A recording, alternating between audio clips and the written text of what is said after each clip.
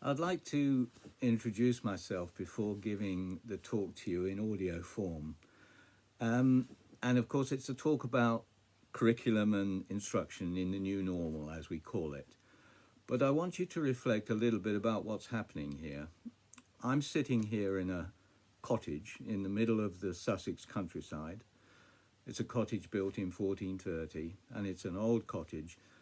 And I'm sitting here trying to think through things and then send this to you in Shanghai.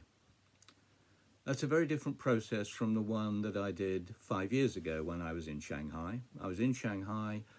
I was meeting students from all over China. I was doing workshops with them. And during the workshops, I was talking with them over coffee and walking with them. And when I was in Shanghai, I was walking with students along the Bund, and I was spending times in the Long Bar at the Waldorf, chatting and being interviewed and so on. And during these times when I'm talking to the students, we're having what I call pedagogic moments, which broadly mean that we're finding out each other's personal interests and personal points of contact. So in trying to relate my curriculum work to them, they're relating their own personal experiences of their teaching or their learning or whatever. And in those pedagogic moments, which are personal interactions, one is able to pass across and get messages passed back to you. That's how learning takes place. Now I'm sitting here talking to you remotely, and I can't therefore find those pedagogic moments in personal face-to-face interaction. So the talk I'm going to give in audio form in a minute is an attempt to think through what models of learning we will require which reinstate that personal pedagogic interaction. Because if we don't reframe our learning models so as they embrace the personal and the narrative of the person will be left out of the process. And my understanding is that that will lead to a very disembodied, distant, alienated form of learning, which will not allow students and teachers to engage in proper ways. So rethinking the model of learning for a remote, distant, online learning of this sort is a crucial thing to be considered as we consider the new normal. So that's what I'll be talking about in a minute. I want to talk today about curriculum and instruction and how we study it and research it in what we are calling the new normal age. Firstly, let me say it is very nice to be back in Shanghai again, one of my favourite cities in the world, if only remotely. Before we can begin to talk about how to study and research curriculum and instruction in the age of the new normal, we have to establish some of the parameters of what the new normal appears to be in our societies. What is clear is that we live in risk societies where enormous uncertainties are becoming part of our everyday existence. In these uncertain times, it is not possible to depend entirely on the free market and rational choice theory to solve our problems. We need to begin to think of ways and means for defining our choices and our policies in the new normal. For this reason, it is imperative that educationalists begin to think of a curriculum and a way of studying curriculum which can work with and in some senses address the endemic uncertainty of this age in which we live. What comes into question, inevitably I think, is that the notion that schooling can transmit in a downward transmission model certainties and truths by way of a pre-planned and pre-active curriculum. This model becomes problematic in an age of pandemics and uncertainty and continuous and seismic changes. To reach for pre-planned and often out-of-date disciplinary knowledge packages seems an increasingly inappropriate way to go. In this talk, then, I will try to sketch out what a new model of learning and a new model of studying curriculum will look like in the new normal. The talk really divides into a set of sections. In the first section, I will look at how my work on school subjects over many years has focused on the way that each school subject is in fact a coalition of different traditions. I have defined these traditions into a tripartite model. Firstly, the academic tradition, which is well established and well known, but secondly, what in England we call the utilitarian tradition, but which focuses on the economy and workplace knowledge needs. The third tradition is the pedagogic tradition. Let me, as a way of foregrounding the talk, go through these traditions with you. But before I do that, let me set out where I intend to go with this. Firstly, I will look at the different traditions within curriculum and learning. Then I will show how the particular academic tradition has tended to favour some traditions over others. Having done that, I will begin to define a way forward which begins to reverse the normal model that Leighton lays out. And I will argue that the pedagogic tradition offers a way forward in the age of the new normal and the age of uncertainty. This will lead us much more into a focus on how individual pupils actually engage with the curriculum. One of my focuses throughout the talk is on finding new ways in the new normal for school students to engage with their learning, to commit with their learning, and to relate their learning to their own life narratives. So in the final section, I point to a good deal of work which we've been doing on how people actually learn in their everyday lives. I'll say more about this later, but the intention is therefore to relate the pedagogic tradition to new work on narrative learning, to construct a new model of learning which I will argue is more appropriate for the new normal age. Let me then start with the notion of the traditions. And again, there should be slides here which can give you some visual presentation of what I'm talking about. So if we move to the slide on the academic tradition, what I'm saying here is that this tradition focuses on bodies of knowledge that are actually derived from well-established academic disciplines. These disciplines, of course, are now practiced and promoted within our universities. Hence, the academic tradition tends to transmit a pre-formed body of knowledge which aims to cover the main parameters of knowledge in a society.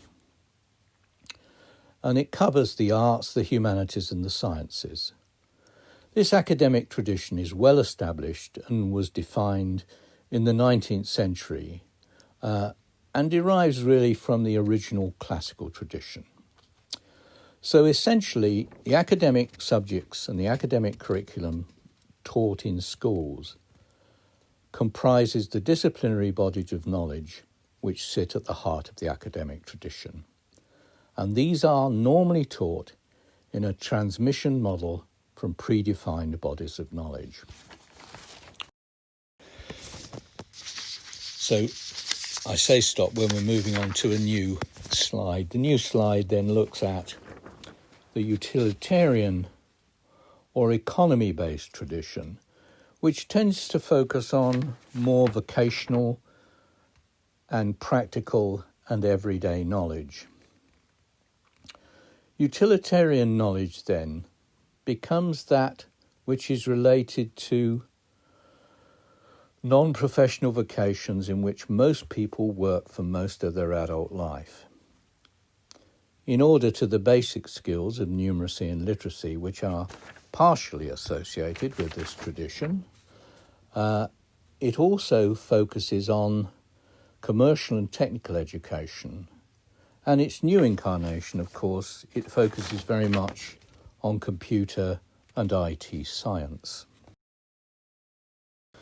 Third slide then, the pedagogic tradition.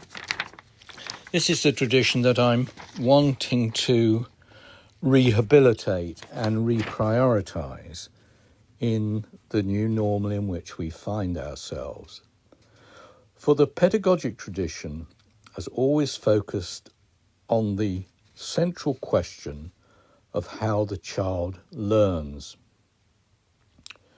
This is an important stage in any subject because it focuses on the critical question of the pedagogic threshold, and this is an important phrase, the pedagogic threshold over which every child has to pass before they are actually engaged in meaningful learning, whatever the nature of the subject matter. I shall argue in this talk that in times of uncertainty and pandemics, a focus on learner interest and pedagogic engagement becomes more critical than it ever was. This is because obviously as things change so rapidly and so seismically, we have to find a flexible mode of engaging the learner in learning. If we are to sponsor this flexibility of our response to new crises, and in addition focus on creativity in the face of these crises, pedagogic engagement becomes a crucial tool for preparing populations in the changes that they will experience. In any society, this need to focus on creativity and flexibility will decide which societies will prosper in the age of uncertainty and which societies, conversely, will not thrive in the new environment.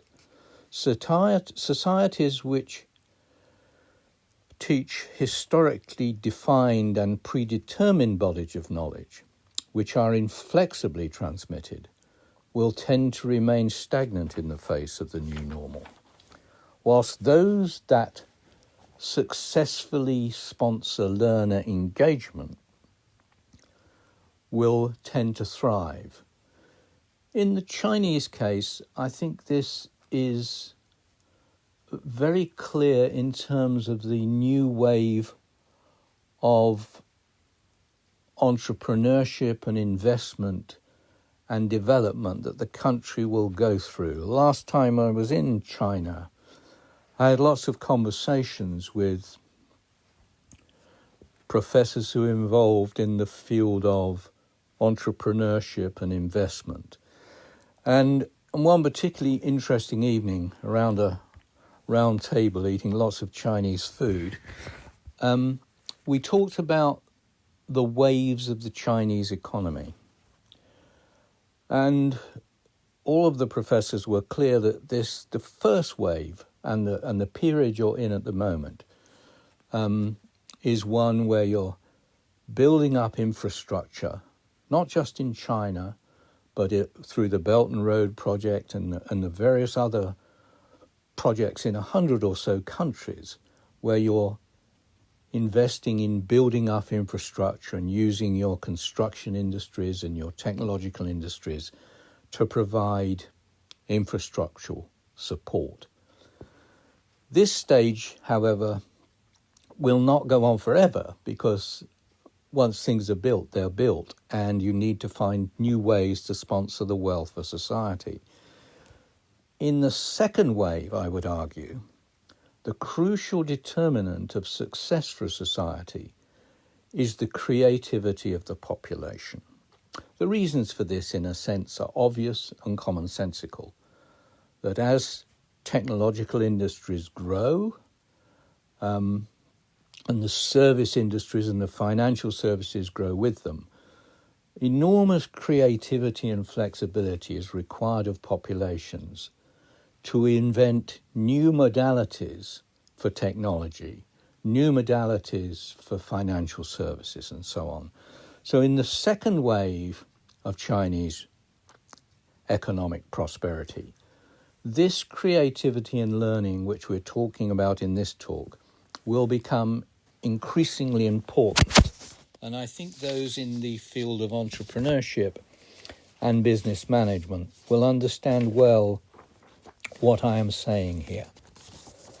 Let me then return to how in the current world of schooling and curriculum, the various traditions that I'm talking about are prioritized.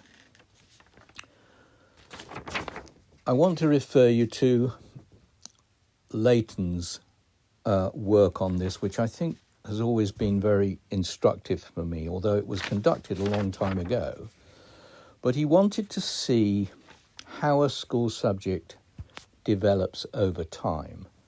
And as some of you in the audience will know, I've spent the last 30 or 40 years studying the evolution of school subjects to see what patterns emerge with regard to the traditions I've talked about, and with regard to relationships to the economy and creativity, and with regard to our very way of living.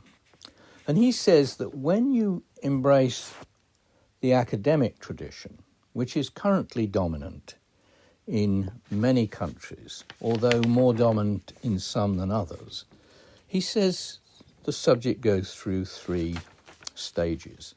And it's worth thinking about this as I talk in terms of the 3 traditions that I've already defined. He says that in the first stage, the callow intruder stakes a place in the timetable, justifying its presence on grounds such as pertinence and utility. This is when a subject is beginning. During this stage, learners are attracted to the subject because of its bearing on matters of concern to them. The teachers are rarely trained specialists, but bring the missionary enthusiasm of pioneers to their task. The dominant criterion is relevance to the needs and interests of the learner. So, just to paraphrase, in this period, when subjects are beginning, they often focus very much on what we would call the pedagogic tradition. If you go back to the slide on that, you'll see that it fits perfectly with the dominant criterion being the needs and interests of learners. In the interim second stage, a tradition of scholarly work in the subject is emerging, along with a core of trained specialists from which teachers may be recruited. Students are still attracted to the study, but now, interestingly, as much by its reputation and growing academic status as by its relevance to their own problems and concerns. The internal logic of the subject is becoming increasingly influential on the selection and organisation of subject matter. The third stage, the teachers now constitute a professional body with established rules and values. The selection of subject matter is determined in large measure by the judgments and practices of the specialist scholars who lead inquiries in the field. And then he says, very interestingly, students are initiated into a tradition, their attitudes approaching passivity and resignation, a prelude to disenchantment. Now, this is quite a controversial way of looking at the academic tradition. But I think you can see how in the evolution of a school subject and the evolution of the school curriculum, certain traditions are prioritised at certain different stages. And I suppose what I want to argue in this talk is that in the age of the new normal, in the age of pandemics, in the age of uncertainty, we need to think very seriously about reversing our priorities on this three-stage model. Instead of the subject at the apex of the process, at the end of the process, being a set of predigested, predetermined, pre-planned, often long-established bodies of knowledge, what we need is a much more flexible notion of curriculum, which focuses on flexibility and creativity, and which puts its focus more on the pedagogic tradition of how students actually learn and what they're interested in. This seems to me a very logical way to respond to the way that the world is being turned upside down by uncertainty. In a sense, I'm saying we have to turn our curriculum upside down too, to reprioritise the pedagogic tradition and to focus our energies on learning and creativity, not just because this will engage learners, but because, as I said earlier, this will lead to a much more viable economic model for economic prosperity. Let me then turn a little more to how we can think about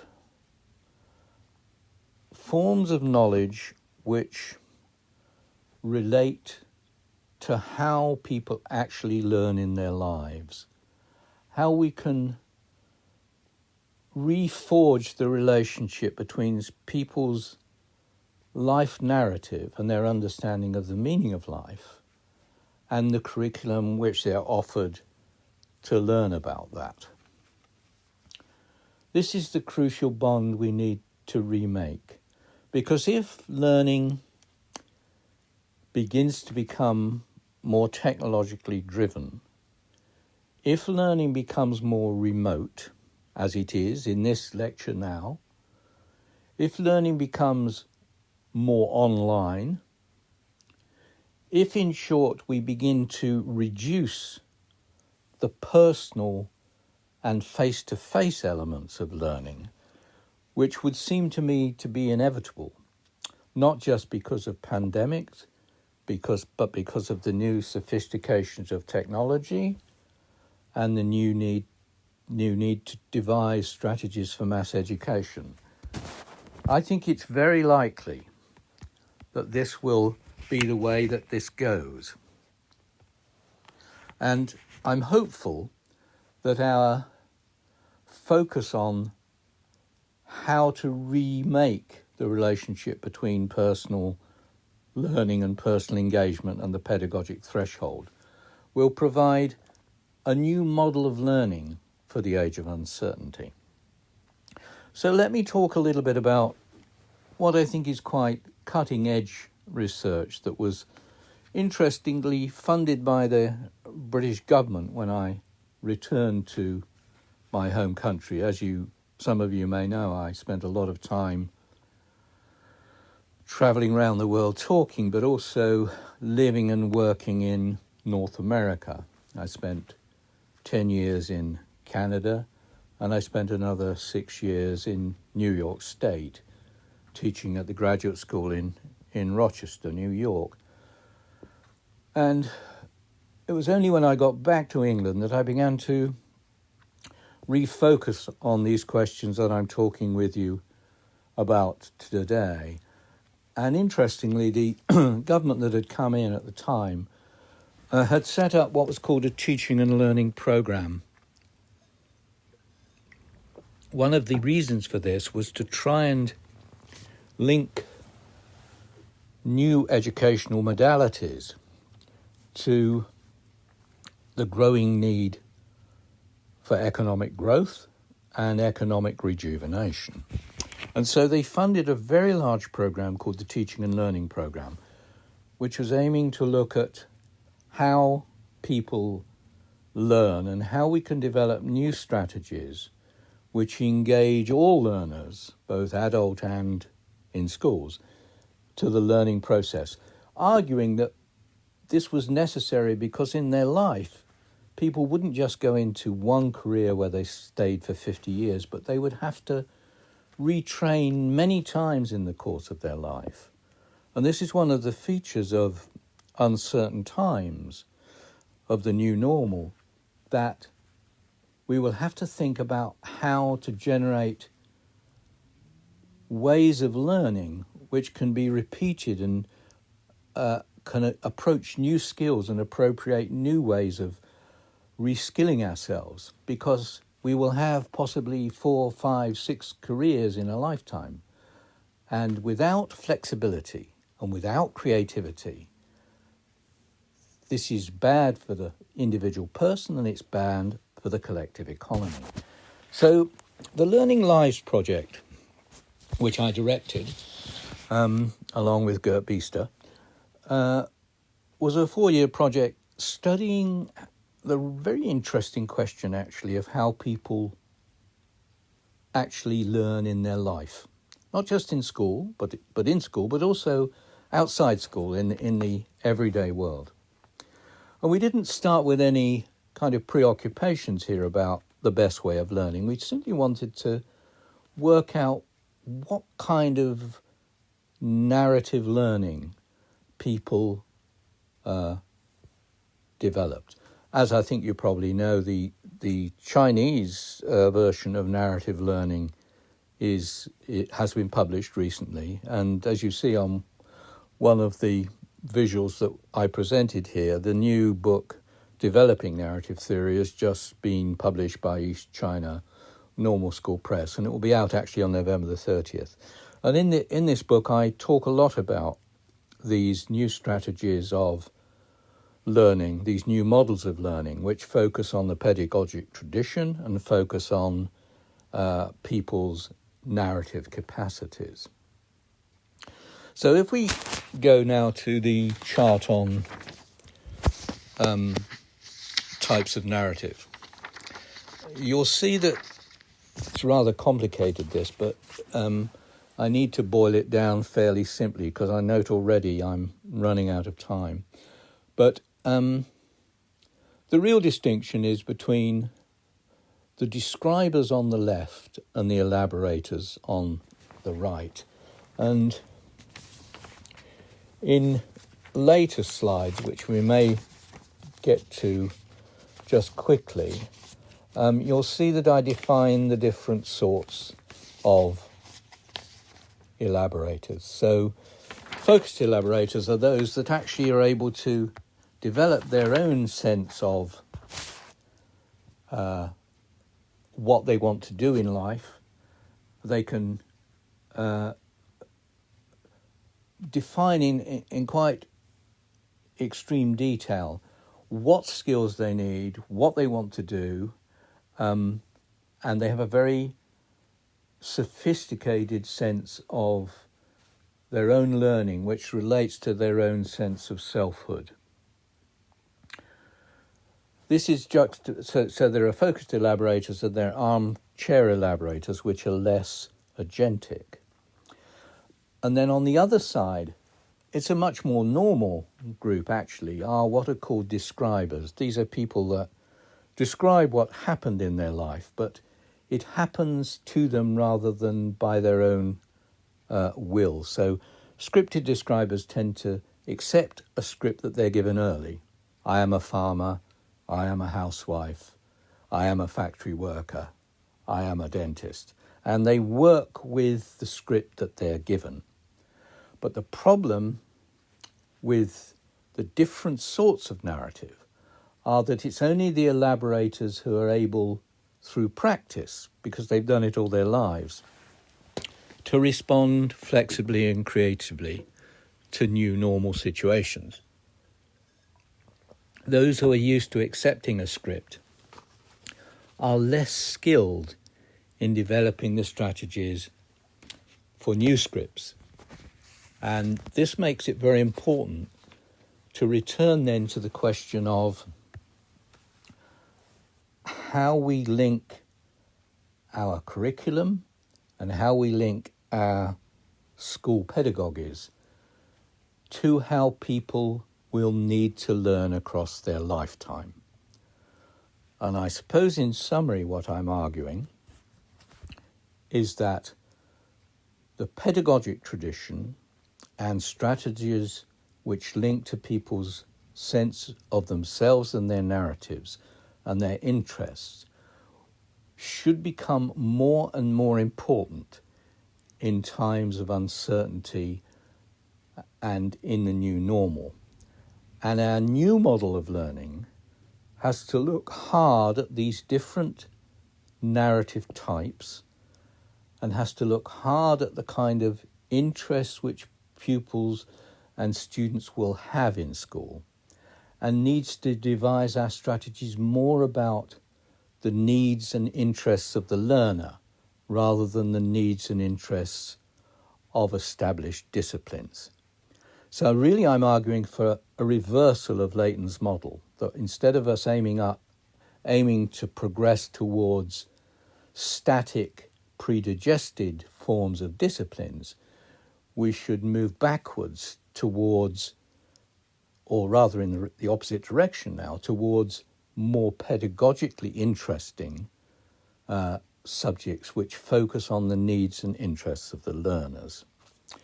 One last point I want to make, which I think you'll see is generally related to my overall sense of this talk, is for you to think a little bit about methods of curriculum study in the new normal. I've, as you know, long argued that the best way for us to study curriculum is by having a very strong sense of the evolution of school subject knowledge. And I think that is true. I think that is inevitably true. But I think the other genre of study which becomes more and more important is the relationship of that curriculum to the way teachers' lives are constructed. So a lot of my more recent work has looked at teachers' narratives and teachers' sense of their life mission, and I wish to relate that to the investments and motivations that they bring to the curriculum. And if you think about it, this links very well with the notion of prioritizing the interests of the learner, because what we're saying here is in the new normal, it will be important to know about the interests and needs of the teachers as well, and to study that crucial interaction between government policy on curriculum and the way it relates to teachers' interests and lives. Because one of the other things that we've learned over the last 20 years is when teachers are motivated and when the curriculum is presented to them in a way that fits their own needs and interests, then teachers are motivated and teaching and learning goes along in the best way possible. And in the best of all worlds, whether it's the new normal or the odd normal, the relationship between teachers and learners is crucial. And what we're really looking for is strategies which both motivate the teachers, but most importantly of all, motivate the learners. And I'll leave the talk there. Thank you.